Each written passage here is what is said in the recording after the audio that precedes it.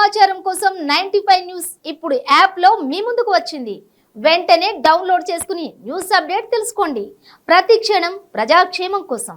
Welcome to 95 news. ప్రతి క్షణం ప్రజాక్షేమం కోసం. నేను మీ మాదిరి. ఈ రోజు మనతో పాటు ఉన్నారు టీపీసీసీ సీనియర్ అధ్యక్షులు వి హనుమంతరావు గారు. ఆయనతో ఇప్పుడు మాట్లాడేద్దాం. నమస్తే సార్. సార్, అసలు అంటే క్రీడాభివృద్ధిలో అంటే తెలంగాణలో అసలు మీ డిమాండ్స్ ఏంటి? ఎలా అభివృద్ధి జరిగితే బాగుండేది? అసలు జరగలేని వాటి కోసం అన్నిటి కోసం వివరంగా చెప్పండి సార్. చూడండి, మిగతా అభివృద్ధి గురించి నేను ఎందుకంటే బీయింగ్ ఏ స్పోర్ట్స్ మినిస్టర్, నాకు చిన్నప్పటి నుంచి స్పోర్ట్స్ అంటే ఎక్కువ ఇంట్రెస్ట్. అందులో భాగమే రాజీవ్ గాంధీ గారు ఏషియన్ గేమ్స్ చేసిన తర్వాత 120 కోట్ల జనం ఉండేప్పుడు ఆ జనానికి సరి అయిన ప్రతిఫలం ఇవ్వాలి, ఆడపిల్లలు కానీ మగపిల్లల భవిష్యత్తు బాగుండాలని ఏషియన్ గేమ్స్ నిర్వహించాడు. ఆ తర్వాత నాకు కూడా ఒక ఆలోచన వచ్చింది, అరే మా నాయకుడు ఒక మంచి కార్యక్రమం చేసిపోయిండు, అదేవిధంగా 18 ఏళ్ళ యువకులకు ఓటక్కి ఇచ్చిండు, స్పోర్ట్స్ను డెవలప్మెంట్ చేసిండని స్పోర్ట్స్ మినిస్టర్గా ఉన్నప్పటి నుంచి నాకు ఒక ఆలోచన. క్రికెట్ అంటే కోటీశ్వర్ల ఆట, ల్యాండ్ లార్డ్స్ ఆట. డబ్బు గల్లోడు బ్యాట్ కొనాలన్నా, బాల్ కొనాలన్నా, వికెట్ కొనాలన్నా, గ్లోవ్స్ కొనాలన్నీ డబ్బులే. కానీ టాలెంట్ అందరికీ ఉంటుంది. భగవంతుడు అవకాశం ఇవ్వాలని ఆయన ఆలోచనతో రాజీవ్ గాంధీ ఇంటర్నేషనల్ 2020 టోర్నమెంటు గత 16 ఏళ్ల నుంచి నడిపిస్తున్నా. అండర్-19 హైదరాబాదులో, అండర్-17 చెన్నైలో, అండర్-14 పంచకుల హర్యానాలో. అప్పటి నుంచి ఇప్పటి వరకు అవుతుంది. అందులో భాగమే పేదవాడు కూడా టాలెంట్ ఎవరి అబ్బసొమ్ము కాదు. భగవంతుడు అందరికీ అవకాశాలు ఇస్తాడు. డబ్బు గల్లవాడే ఆడతాడా, పేదవాడు కూడా ఆడే అవకాశం ఉన్నది. టాలెంట్ అనే ఆలోచనతో మొదలుపెట్టింది. నాకు ప్రతిఫలం ఏమైందంటే ఇవాళ ఇండియాలో మొహమ్మద్ సిరాజ్ ఫాస్ట్ బౌలర్గా ఇండియాకు ఆడుతున్నాడు. ఆయన తండ్రి ఆటో రిక్షా నడిపించేవాడు. కనుక talent is not anybody's property, God has given to everybody అనే ఆలోచనతో చేశాను. కానీ ఇక్కడ ఏదైతే ఉప్పల్లో Rajiv Gandhi international cricket ground అయ్యిందో అది కేవలం నా ఉన్నటువంటి ఆలోచన అనుకో. ఆనాడు సోనియా గాంధీ గారు ఇనిషియేటివ్ తీసుకొని ఈ పేరు వీళ్ళే అడిగినరు, మాకు 14 కోట్లు తక్కువ పడుతున్నాయి, ఇస్తే అంటే నేను ఇప్పిస్తా, కానీ పేరు రాజీవ్ గాంధీది పెట్టాలి అని అన్నా. రాజీవ్ గాంధీ అంటే దానికి ఒప్పుకున్నారు. తర్వాత కొన్ని పరిణామాలు జరిగినాయి. సోనియా గాంధీకి చూపించాం, సోనియా గాంధీ ఒప్పుకున్నది. మణిశంకర్ అయ్యర్ గారు ఆనాడు ఏది పెట్రోలియం మినిస్టర్ ఉండే, ఏది హెచ్పిసిఎల్లో కానీ ఇండియన్ ఆయిల్ కార్పొరేషన్లో కోట్ల రూపాయలు ఉంటే స్పోర్ట్స్కు డెవలప్ చేస్తారు, ఆమెకు చెప్తే మంచిదన్నది. ఆ తర్వాత ఇక్కడికి వచ్చి వాళ్ళు పేరు మార్చి విశాఖ పేరు మీద 4,32,00,000 ఇచ్చారు. దానికి వడ్డీకి వడ్డీ చక్రవడ్డీ చేసి ఆఖరికి ఆర్బిట్రేషన్లో పోయి ఇవాళ 61 కోట్లు ఇవ్వమని అడుగుతున్నారు. ఇక మనకు క్రికెట్ ఎట్లా డెవలప్ అవుతుందమ్మా?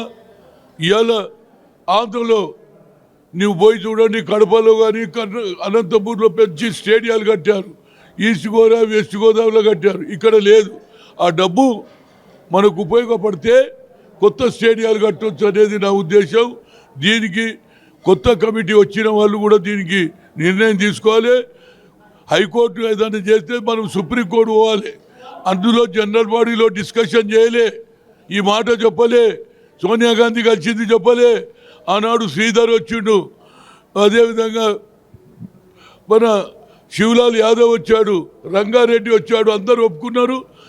హైదరాబాద్ రాగానే అబద్ధాలు చెప్పి వాళ్ళు తీసుకున్నారు. ఇప్పటిదానికా డబ్బులు తీసుకుంటూనే ఉన్నారు. ప్రతి ఐపీఎల్కు 75 లక్షలు తీసుకుంటారు, 4 బ్లాకులు తీసుకుంటారు, ఆ టికెట్లు కూడా అమ్ముకుంటారు. కాబట్టి దాన్ని ఆపాలే. ఆ వచ్చిన డబ్బుతో స్టేడియాలు కట్టాలనేది నా ఉద్దేశం. తప్పనిసరిగా ఇవాళ ప్రతి ఒక్కరు కూడా క్రికెట్ ఆడాలనేది ఉన్నది.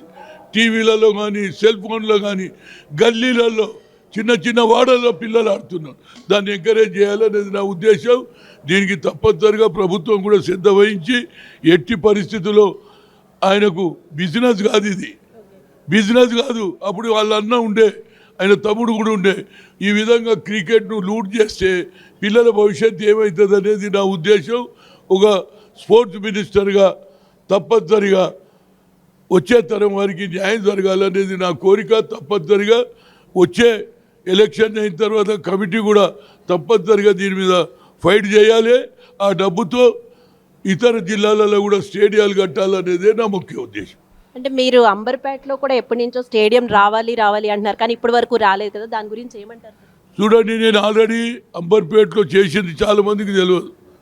1979లో పోలీస్ గ్రౌండ్ అని మా పక్కకి మేము ఆడేది, రోజు ఫుట్బాల్ ఆడేది, వాలీబాల్ ఆడేది, క్రికెట్ ఆడేది. కానీ ఒక రోజు మమ్మల్ని ఆడనీయలే. దాంతో గొడవ పడ్డాము, సైకిల్ మోటార్ తలగబడ్డాయి, ఎత్తులు వలిగాయి. ఆ తర్వాత నేను ఆమరణ నిరాహార దీక్ష చేస్తే పెద్దలైనటువంటి రాష్ట్ర మాజీ ముఖ్యమంత్రి చెన్నారెడ్డి గారు 8 ఎకరాల 30 గుంటలు ఇచ్చారు. దానివల్ల ఇవాళ స్టేడియం అయింది. అదేవిధంగా రాజీవ్ గాంధీ పేరు మీద ఇంటర్నేషనల్ స్విమ్మింగ్ పూల్ నా ఎంపీ లాడు మిగతా ఎంపీ లాడుతో కట్టించిన ఇవాళ చిన్న పిల్లలు కూడా స్విమ్మింగ్ చేస్తున్నారు. పెద్దవాళ్ళు ఎండాకాలం వస్తే అన్ని ప్రాంతాల నుంచి వచ్చి స్విమ్మింగ్ చేస్తున్నారు. కనుక నా ఉద్దేశంలో ఎప్పటికి కూడా స్పోర్ట్స్ అనేది ఒక మంచి ఆయుధం, వాళ్ళ భవిష్యత్తు ఉంటుంది.